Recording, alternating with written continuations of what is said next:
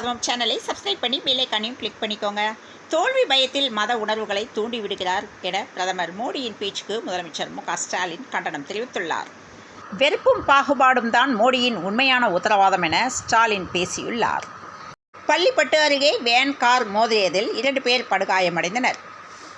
மக்களவைத் தேர்தலில் படுதோல்வியை சந்திக்க வேண்டிய நிலைக்கு பாஜகவும் அதன் கூட்டணியும் தள்ளப்பட்டுள்ளது என முத்தரசன் விமர்சனம் செய்துள்ளார். அழகர் மலையிலிருந்து வந்த கள்ள அழகருக்கு 3 மாவடியில் இன்று எதிர் சேவை, நாளை வைகை ஆற்றில் எழுந்தருளுகிறார்.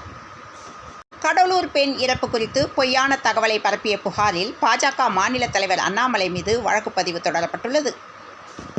ரூபாய் 4 கோடி பணம் பறிமுதல் செய்யப்பட்ட விவகாரம் தொடர்பில் பாஜக வேட்பாளர் நயினார் நாகேந்திரன் நேற்று காவல்துறை விசாரணைக்கு முன்னிலையாகவில்லை.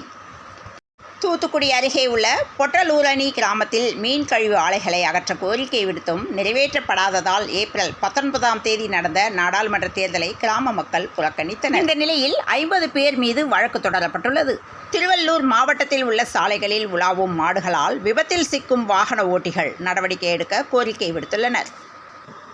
உலக புகழ்பெற்ற சிதம்பரம் நடராஜர் கோயிலில் இறைப்பணியில் ஈடுபடுத்தப்பட்டு வந்த குதிரை ராஜா உடல் சுகவீனத்தால் மரணமடைந்தது. கோடை விடுமுறையில் மாணவர்களுக்கு சிறப்பு வகுப்புகள் நடத்தக்கூடாது என பள்ளி கல்வித்துறை அதிரடி உத்தரவிட்டுள்ளது.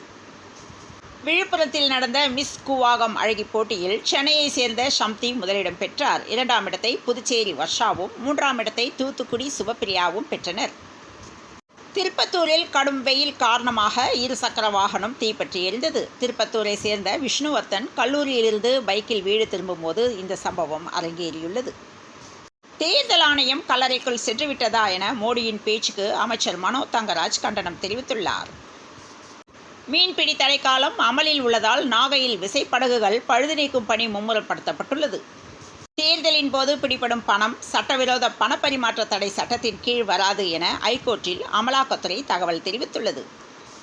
சட்டவிரோத பணப்பரிமாற்ற தடை சட்ட வழக்கில் வங்கியின் அசல் ஆவணங்களின் நகல் செந்தில் பாலாஜியிடம் ஒப்படைக்கப்பட்டுள்ளது. ஏப்ரல் 25ஆம் தேதி வரை காவல் நீட்டிக்கப்பட உள்ளது. மீஞ்சூர் பகுதியில் சாலைகள் சீரமைக்கப்படாததால் வியாபாரிகள், பொதுமக்கள் கடும் பாதிப்புக்குள்ளாகினர். ஜொமோட்டோ நிறுவனத்தின் பயன்பாட்டு கட்டணம் 25% அளவுக்கு உயர்த்தப்பட்டுள்ளது. இந்த நிலையில் வாடிக்கையாளர்கள் அதிர்ச்சியுற்றனர். கனடாவில் நடந்த கேண்டிடேட் செஸ் போட்டியில் சாம்பியன் பட்டம் பெற்ற சென்னையை சேர்ந்த மாஸ்டர் டி குகேஷுக்கு தலைவர்கள் வாழ்த்து தெரிவித்துள்ளனர். வாக்காளர்கள் கொத்து கொத்தாக நீக்கப்பட்ட தொகுதிகளில் மறு வாக்குப்பதிவு செய்யக்கோரி தமிழக பாஜக வலியுறுத்தி வருகிறது. இலங்கையிலிருந்து படகு மூலம் சிறுவன் உள்ளிட்ட 3 பேர் அகதிகளாக தனுஷ்கோடி வந்தனர். அவர்களை கடலோர பாதுகாப்பு குழும போலீசார் பாதுகாப்புடன் மண்டபம் முகாமிற்கு அழைத்து சென்றனர். வாக்குப்பதிவில் ஏற்பட்ட குளறுபடிக்கு செயலியே காரணம் என சத்யபிரதா சாகு விளக்கமளித்துள்ளார். திருவண்ணாமலையில் கோடை வெயில் கொடுமையை தவிர்க்க பக்தர்களுக்கு வசதி செய்து தர வேண்டும் என ஜி கே மணி அறிவுறுத்தியுள்ளார். இந்திய நிறுவனங்களின் மசாலா பாக்கெட்டுகளில் ஆபத்தான நச்சுப்பொருள் சேர்க்கப்படுவதாக கூறி சர்வதேச அளவில் தடை விதிக்கும் நடவடிக்கைகள் முடுக்கிவிடப்பட்டுள்ளன. முதல் கட்டமாக ஹாங்காங், சிங்கப்பூர் ஆகிய அரசுகள் விற்பனைக்கு தடை விதித்து அதிரடி காட்டியுள்ளன. IPL 2024 தொடரின் ராஜஸ்தான் அணிக்கு எதிரான இன்றைய போட்டியில் டாஸ் வென்று மும்பை இந்தியன்ஸ் பேட்டிங் தேர்வு செய்துள்ளது.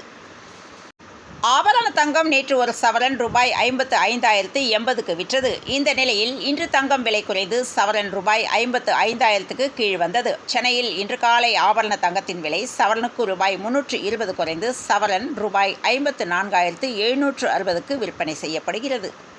கோவை, திருவாரூர், தஞ்சை, திருப்பூர், தேனி, தென்காசி, நெல்லை, சிவகங்கை, ராமநாதபுரம் இன்னும் சில மாவட்டங்களில் அடுத்த 3 மணி நேரத்தில் மழைக்கு வாய்ப்பு என வானிலை ஆய்வு மையம் தகவல் தெரிவித்துள்ளது. இத்துடன் இந்த செய்திகள் நிறைவடைந்தன. மீண்டும் நாளை காலை செய்தியில் சந்திப்போம். வணக்கம்.